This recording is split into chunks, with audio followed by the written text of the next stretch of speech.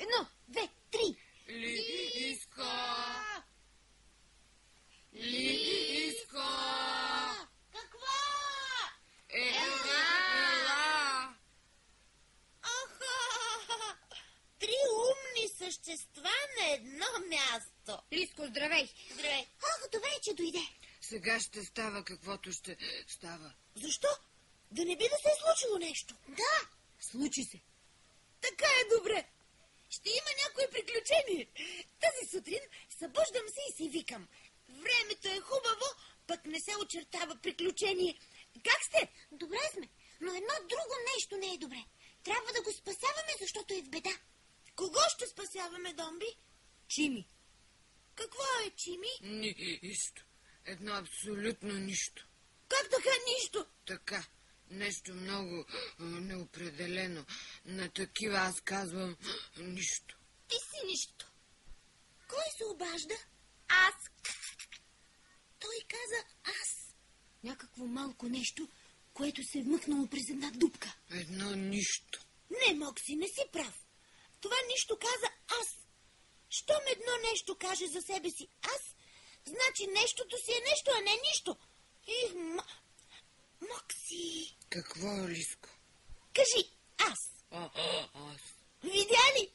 Ти каза аз, значи си нещо. Има ли аз?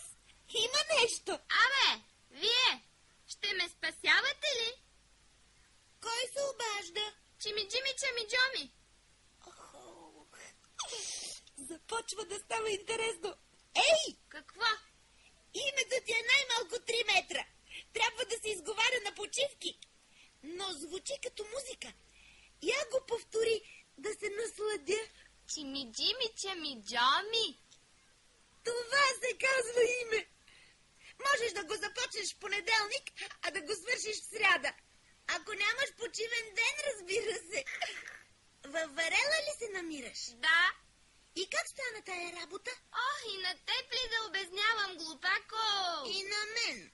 Ами, както си вървях, гледам пред мен Варел. Викам си, чакай да видя какво има на Варела. Качвам се, гледам, нищо няма на Варела, само една дупка. Дупка я. Там е работата. Там е работата я. Викам си, чакай да видя какво има във Варела. Гледам през дупката тъмно. Викам си, чакай да видя какво има в тъмното. Спущам се през дупката туп на дъното. Така.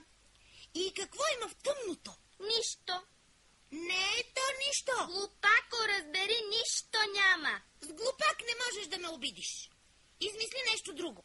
Добре, де. А баща и майка имаш ли? Не знам. Сираче ли си? Не знам. Братчета и сестричета имаш ли? Откъде да знам, бе, глупаци? Как да не знаеш? Или имаш, или нямаш. Не знам, казах. Тая работа никак не ми харесва. Чими, вкъщи как ти викат? Чими-джими, чами-джоми. На баща ти как му викат? Чими-джими, чами-джоми. А на майка ти? Чими-джими, чами-джоми. Чудна работа. Иска да се измитаме, докато е време. Абе, вие ще ме спасявате ли или ще вървите по дяволите? Ще те спасяваме. Иска, аз в тази работа няма да участвам. Вие може да си го спасявате колкото си искате, но аз това време ще бъда поне на 3 километра далеч, защото това проклето същество от Варела нарича спасителите си глупаци. Ако е на свобода, кой знае какво ще ни стори. Да, Белиско. Вътре има някакво същество от неизвестен произход, което си позволява да бъде проклето, когато е вътре. Представете ли си колко по-проклето ще стане навън? Ама, Лиско, нали разбираш каква е разликата между това съществото да е вътре и да е вън? Каква е разликата? Огромна! Лиско, аз също смятам, че трябва да помислим. До сега какво правихме? Когато се спасява бързо. Не съм съгласен. Не искам. Преди всичко не знаем кого спасяваме.